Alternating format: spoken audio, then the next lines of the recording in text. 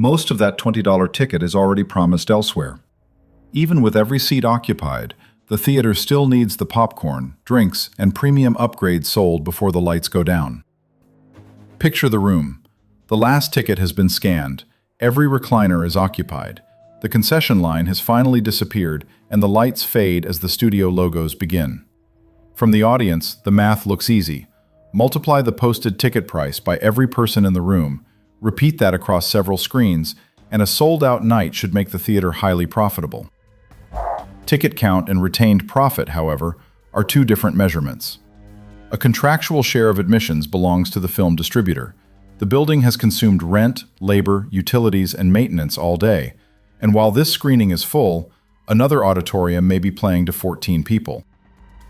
Three variables decide what the owner eventually keeps: how much of the ticket goes to the distributor, how much each guest spends before the trailers, and how effectively the theater fills its seats across the entire weekly schedule. Not one crowd, the entire grid. Before tracing the money from one ticket, you need to decide what kind of movie theater you supposedly own. That single name covers several businesses with very different economics. Start with the neighborhood independent cinema. It may have 1, 2, or 3 screens, a modest lobby, a compact staff, and programming built around independent films, classics, documentaries, festivals, or community events. Its advantage is flexibility and identity. Its weakness is scale. One week booking can occupy a large share of the building, and a small audience leaves fewer opportunities to spread the fixed costs. Then there is the conventional suburban multiplex. 8, 10, perhaps 14 auditoriums. It competes through convenience, parking, showtime choice, mainstream releases, and enough screens to keep several films running at once. More rooms give the operator greater scheduling flexibility. They also mean more projection equipment, more cleaning, more maintenance, and more leased space. A premium-heavy multiplex makes a different bet. It replaces some conventional seating with recliners, larger screens, upgraded sound, and branded or exhibitor-owned premium formats. The goal is not merely to sell more seats, it is to earn more from every occupied one. AMC reported in its filing for 2025 that recliner seating had reached more than half of its United States screens. Cinemark operated its own XD auditoriums alongside formats such as IMAX and Screen X.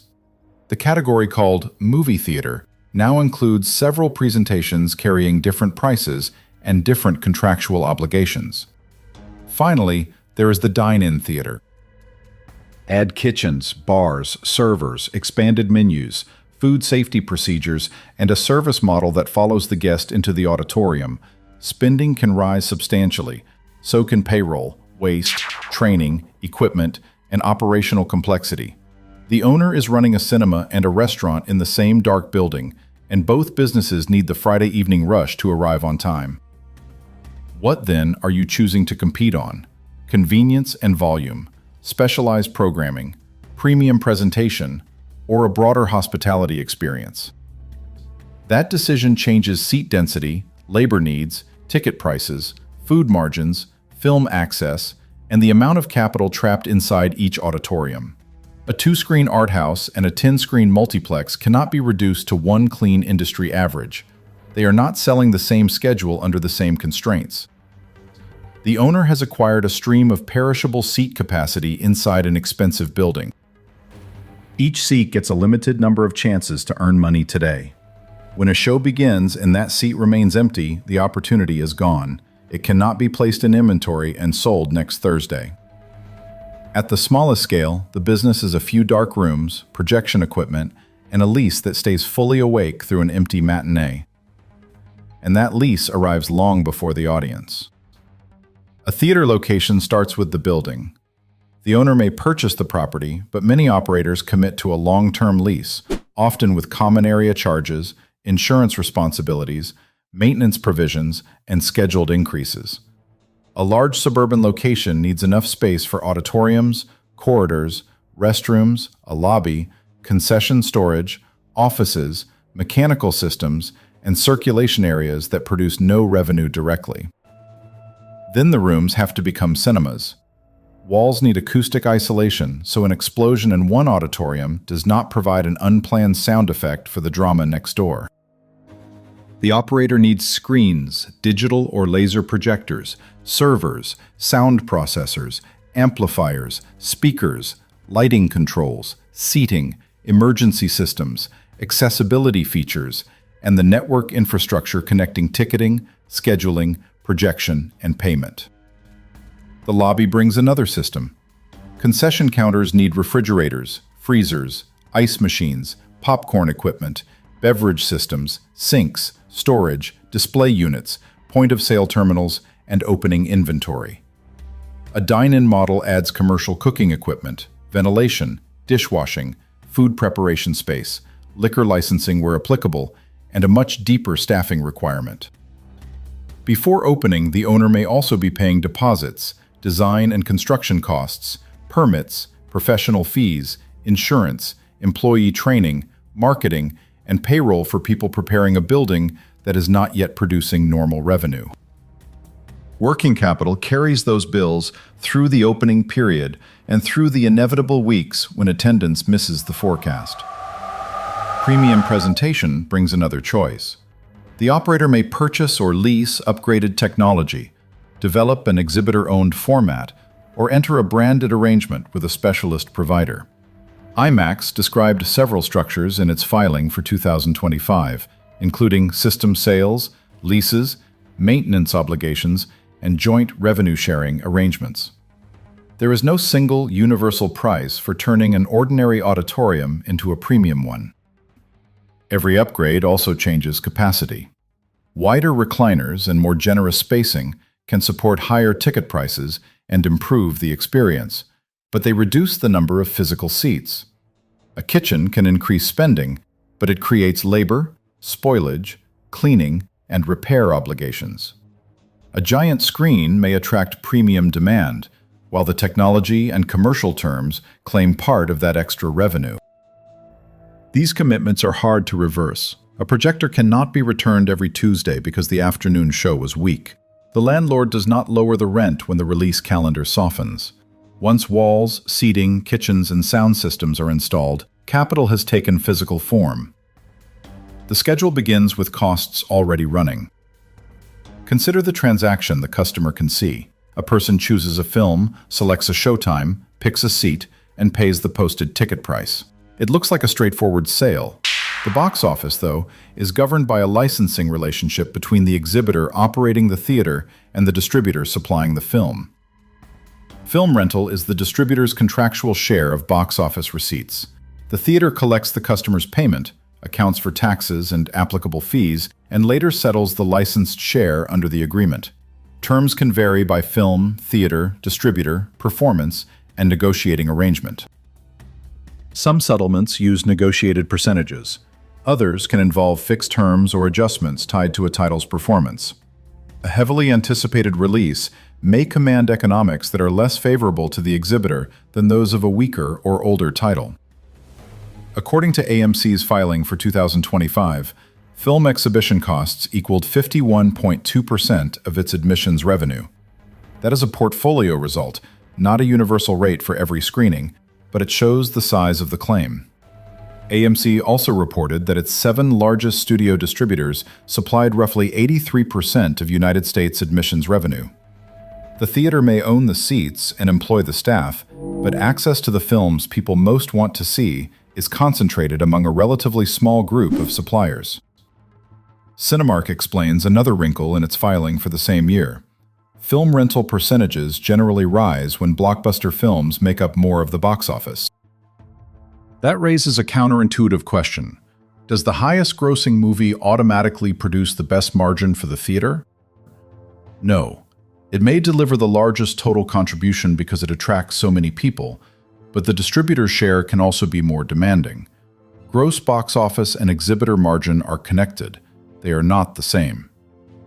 Suppose a conventional ticket costs $11. If film rental absorbs roughly half of admissions revenue, only about $5.50 remains before the theater pays the people working there, the rent on the building, the electricity running through it, the card network processing the payment, and every other operating cost. The exact settlement can be higher or lower. What matters is that the $11 ticket does not become $11 of theater revenue available for profit. Capacity makes this even sharper. A 200-seat auditorium sells out on Friday at 8 in the evening. Excellent. But the same room may have hosted a lightly attended afternoon show, a moderate early evening show, and a late show with dozens of empty seats. On Tuesday, its entire schedule may attract fewer people than Friday's single screening. Once each show begins, that unused capacity expires. Hotels can sometimes move demand to another night. Retailers can hold unsold merchandise. A cinema cannot preserve Tuesday's empty seat and add it to Saturday's inventory. A full house matters. It contributes real money and may create a valuable lobby rush. But multiplying every occupied seat by the posted ticket price still overstates what the owner keeps. And staring at the sold-out show hides all the hours when the same auditorium earns very little. This is why the guest's behavior before the trailers can matter as much as the ticket itself. Take an illustrative visit. The customer buys an $11 conventional ticket and spends $8 at the concession counter. Perhaps the theater also offers a premium version of the screening for an additional charge. Begin with admissions. If the distributor's claim is approximately 52%, about $5.72 of the $11 ticket is assigned to film rental. Roughly $5.28 remains as admissions contribution before the rest of the theater ledger. Then take the $8 concession purchase. Food and packaging cost money, but the direct product cost can sit far below the selling price. AMC reported food and beverage revenue of $8.57 per patron in 2025, with food and beverage costs equal to 18.1% of that revenue. Cinemark reported United States concession revenue of $8.30 per patron, beside an average ticket price of $10.52. Apply an 18% product cost assumption to the illustrative $8 purchase, and ingredients plus packaging consume about $1.44. That leaves roughly $6.56 before card fees, incremental service labor, waste, and the theater's broader operating expenses. Put the two contributions side by side. The ticket produced $11 of visible revenue, but after the illustrative distributor share, left about $5.28. The $8 concession order left about $6.56 after illustrative product cost, before the remaining expenses assigned to both transactions. The smaller sale can leave the larger direct contribution. Popcorn is not pure profit. Someone orders it, prepares it, serves it, cleans the equipment, stocks the cups, pays the card fee, replaces the broken ice machine, and throws away what cannot be used. Occupancy and payroll still exist. Utilities still exist. The comparison makes one narrower point. The distributor normally has a major claim on ticket revenue, while the theater retains much more of each concession dollar after direct product cost. Premium formats add another layer. A larger screen, upgraded sound, motion seating, recliners, or a specially branded auditorium can support a surcharge. That may increase admissions revenue per patron and make the trip feel different enough from watching at home. But the surcharge does not automatically belong entirely to the exhibitor. Branded formats can bring equipment costs, maintenance obligations, and revenue-sharing arrangements. An exhibitor-owned format can work differently. Cinemark has described its XD auditoriums as providing programming flexibility without an additional format provider revenue share beyond normal film rental. That does not automatically make an in-house format superior. The operator still funds, maintains, markets, and fills the room. It merely changes which contract participates in the premium. Which guest is more valuable? The customer who buys the highest-priced base ticket and walks directly to the seat, or the customer with a conventional ticket who purchases food, a drink, and a profitable upgrade? There is no universal answer. Ticket price alone cannot settle it. The economically valuable visit combines retained admissions contribution, spending in the lobby, and premium choices whose additional revenue exceeds their additional costs. Other sources can add value around the visit. Pre-show advertising earns money from audience attention. Online ticket fees may contribute revenue depending on the channel and arrangement. Merchandise, arcade games, private screenings, loyalty partnerships, and special events can add smaller streams. Useful additions? Yes. Replacements for attendance? No. An advertisement shown to an empty room has limited appeal, and a concession counter without guests is just illuminated equipment. The lobby improves the economics of a visit. It cannot carry an oversized building alone. To understand why, follow those contribution dollars into the operating ledger. A theater needs labor before it knows exactly how many customers will arrive. Managers open and close the site.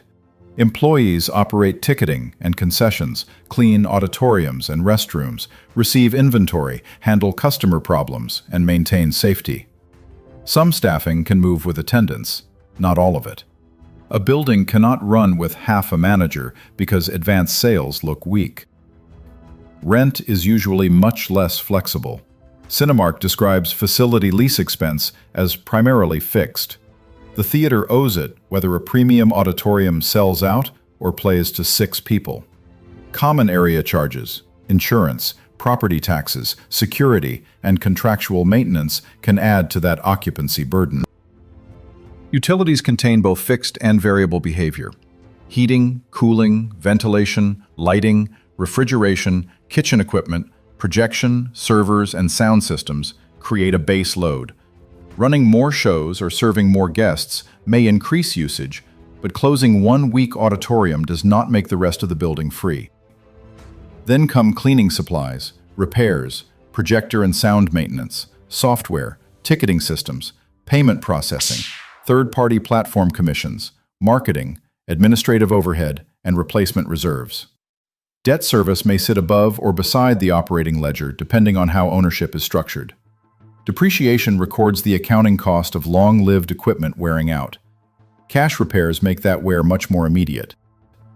Cinemark characterizes labor as partly fixed and partly sensitive to attendance, while utilities and other theater expenses contain both fixed and variable components.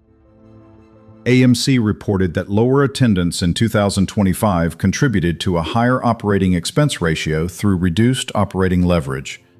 Operating leverage means a large fixed cost base makes profit rise quickly when revenue grows and makes profit fall quickly when revenue weakens. Build an illustrative 10-screen suburban theater. This is a teaching model, not an industry average. Give it roughly 1,200 seats, a blended ticket price of $11.50, concession spending a little above $8 per patron in a strong period, and other revenue from items such as advertising and fees. Assume film rental takes a little more than half of admissions, while concession supplies take roughly 18% of food and beverage revenue. The theater's theoretical capacity is not 1,200 seats. It is 1,200 seats multiplied by every scheduled performance. If each auditorium runs 4 shows per day, the building creates thousands of seat opportunities daily. Those opportunities, however, are fragmented by film, room, format, weekday, and time. A premium blockbuster may be full while the family film next door has 20 customers and the late show at the far end of the corridor has 5. Adding another showtime makes sense only if the expected contribution exceeds the costs of operating it. The film terms still apply. The room may need cleaning. Employees have to remain in the building. Energy is consumed. A late screening can extend payroll and security hours for a small number of guests. But eliminating every week show can make the theater less convenient and surrender customers whose schedules do not fit the most efficient grid. The owner must balance access against utilization. More choice may attract demand, but each added slot creates another piece of capacity that can expire unused. A sold-out Friday performance is not enough evidence. Revenue is what customers pay. Contribution is what remains after costs directly connected to those sales. Operating profit is what survives after funding the building and organization. 3 layers, 3 very different numbers. For the illustrative theater, imagine a combined fixed and semi-fixed operating base in the range used later in our scenarios. It includes payroll, occupancy, utilities, repairs, insurance, marketing, administration, and the other costs of keeping the location functional. Film rental and concession supplies stay outside that base, so the transactions remain visible separately. Attendance absorbs the ledger only after each additional guest contributes more than the incremental cost of serving that visit. The first customers of the week help pay for a building already waiting for them. Once the fixed base is covered, later customers can improve profit much faster. The calculation still is not one packed room, not one opening weekend, the whole weekly grid. And that grid can weaken without the lobby ever appearing completely deserted. The first pressure is an uneven release calendar. One film performs exceptionally well, but the remaining titles do not create enough demand to use the other auditoriums efficiently. The premium room fills on Friday night. Several conventional rooms remain lightly occupied throughout the week. Public attention follows the hit. The lease follows every square foot. The second pressure is spending per guest. Attendance can look acceptable while fewer customers buy food, choose smaller orders, redeem discounts, or arrive too late to visit the concession counter. A decline of 60 or 70 cents per patron sounds small until it is multiplied across hundreds of thousands of annual visits. Because concession revenue can carry a strong direct margin, that decline can move quickly into the bottom line. Attendance and per-guest spending can also move in opposite directions. AMC reported that food and beverage revenue increased in 2025 despite lower attendance because spending per patron rose. Cinemark likewise reported lower United States attendance alongside higher average ticket prices and higher concession revenue per patron. Fewer people came, but every visit produced more revenue. That can protect the business. It can also hide the scale of the missing audience. The third pressure is the cost base. Labor rates rise, utilities become more expensive, or a projector needs a major repair. The theater adjusts schedules and cuts variable hours, but rent, management, insurance, software, and much of the building expense remain. None of these developments is extraordinary. Together, they can erase the entire margin. Streaming belongs in this picture, but the story is not as simple as cinemas disappearing. Home viewing competes for the customer's time, convenience, and perception of value. So do restaurants, gaming, concerts, sports, and every other paid leisure activity. A cinema asks people to travel, follow a fixed schedule, and pay for a shared experience. The premium screen, social event, exclusive release, and theatrical scale must make that trip worthwhile. A popular title can accomplish that while the rest of the slate struggles. The marquee shows a blockbuster. The parking lot looks busy. The concession line forms. Yet most of the building's seat inventory may still earn too little across Monday afternoon, Wednesday evening, and the final show on Sunday. That is the dangerous version of a theater week. The building does not necessarily look empty. Instead, one visible success sits amid weak utilization, softer lobby spending, and costs that refuse to move at the same speed. When those pressures meet heavy debt and long lease commitments, the gap between a viable theater transaction and a fragile ownership structure grows much wider. Cineworld and its Regal circuit provide a clear case. Before its restructuring, Cineworld controlled a large international theater footprint with substantial financial and lease obligations. Then, the pandemic disrupted theatrical attendance on a scale far beyond an ordinary week season. Cinemas closed, releases moved, schedules changed, and audience recovery remained uneven. The mechanism was straightforward. Revenue and customer contribution fell much faster than fixed obligations could adjust. Debt still existed, leases still existed, buildings still required maintenance. Even strong spending from returning guests could not immediately replace the contribution from the guests who did not come back. In September of 2022, Cineworld, Regal, and related entities entered Chapter 11 proceedings in the United States. This was an exceptional shock, not a normal operating week, and not evidence that every cinema follows the same path, but the disruption exposed a capital structure with little room for a severe and extended collapse in attendance. A disclosure from landlord EPR Properties makes the occupancy burden tangible. EPR reported that Regal tenants entered Chapter 11 and temporarily missed rent and deferral payments for September of 2022 before payments resumed under the court process. The audience had vanished from many rooms. The real estate contract had not vanished with it. That distinction matters. A particular screening can have positive unit economics, while the company owning the circuit remains financially vulnerable. Each customer may produce retained admissions contribution and concession margin. Yet if the total customer count falls below the level needed to service leases, debt, and the wider organization, good transactions are taking place inside a structure that still loses cash. The pandemic was the shock. Leverage amplified it. Cineworld's case also sets a boundary around the ordinary failure stack. A softer release schedule, weaker concession participation, and an equipment repair are normal pressures. A prolonged global shutdown is not. The useful lesson is not that the extraordinary event repeats each year. It is that fixed obligations decide how much disruption an operator can survive when revenue disappears faster than costs. Stronger operators cannot eliminate that exposure, but they can reshape it. Multiple auditoriums provide one form of protection when used intelligently. A new film may open in the largest room, move into a medium auditorium as demand fades, and finish its run in a smaller room. The operator can then place another release in the premium space without removing the older title entirely. Screens create flexibility only when scheduling follows the demand curve. Premium formats can increase revenue per occupied seat. Recliners, upgraded projection, large screens, and better sound can give customers a reason to choose the theater over the living room and pay more for the visit. Yet every premium layer brings an expense, a contract, or both.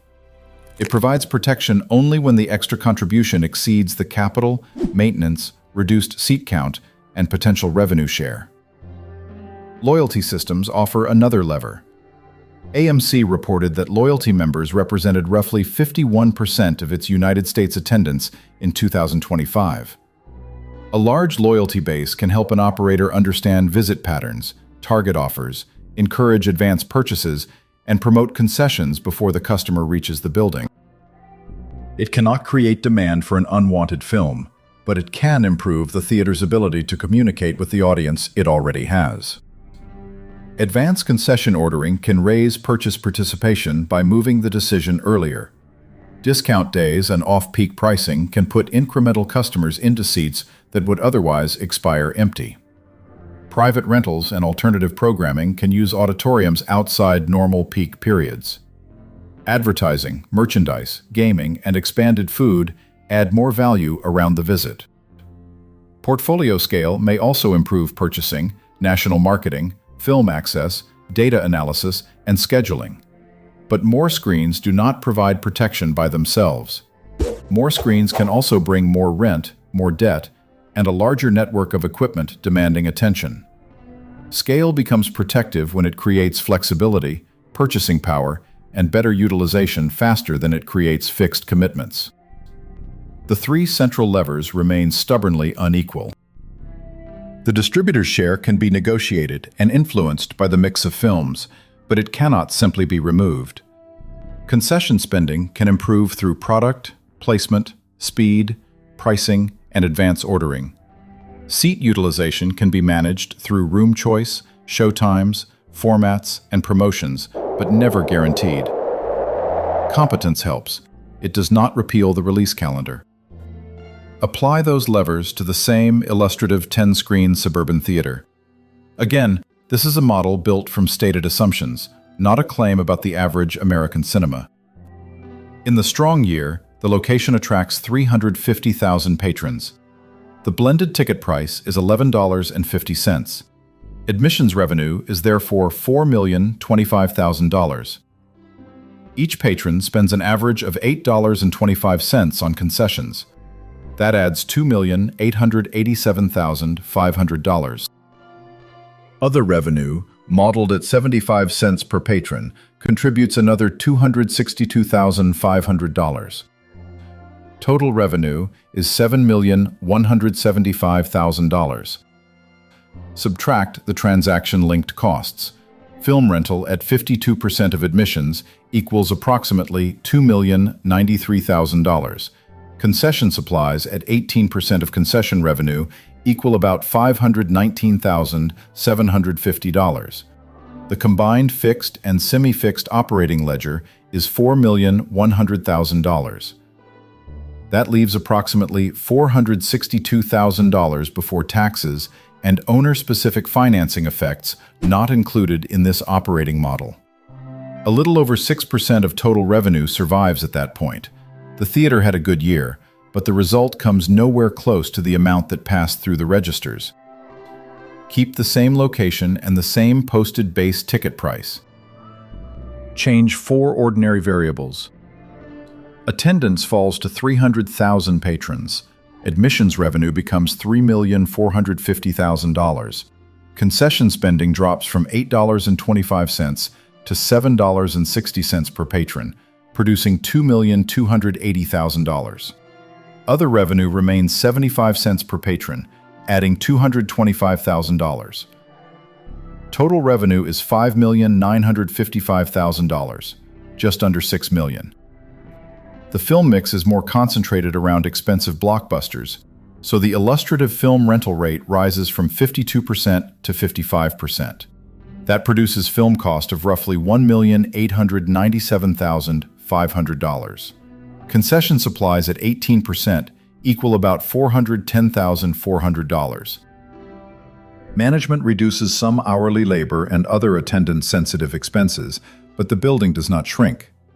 Rent, core management, insurance, technology, and much of the maintenance remain. Let the fixed and semi-fixed operating ledger fall modestly to $3,900,000. The result is an operating loss of approximately $253,000 before taxes and owner-specific financing effects. The posted ticket price did not fall. There was no fraud, no fire, and no extraordinary closure. The location lost 50,000 annual patrons. Concession spending declined by 65 cents per guest. Film rental became 3 percentage points more demanding. Operating costs fell, but nowhere near as quickly as revenue. Those changes moved the same theater from a profit of roughly $460,000 to a loss near $250,000, a swing of more than $700,000. This is operating leverage in a form the audience can see. When attendance grows, each additional visit brings admissions contribution, concession margin, and perhaps premium or advertising revenue into a building whose rent is already being paid. When attendance falls, those revenue streams weaken together while much of the ledger stays put. The strong year did not require every show to sell out. The ordinary year did not require every auditorium to sit empty. Both years included busy nights, concession lines, premium surcharges, and thousands of customers enjoying films. The full pattern changed: distributor share, retained spending per guest, and utilization across the schedule. Return to the sold-out auditorium. Every seat is occupied. The trailers begin, the premium sound system fills the room, and the lobby staff starts cleaning after the rush. This is a successful screening. It may be one of the best sells in the theater's weekly grid.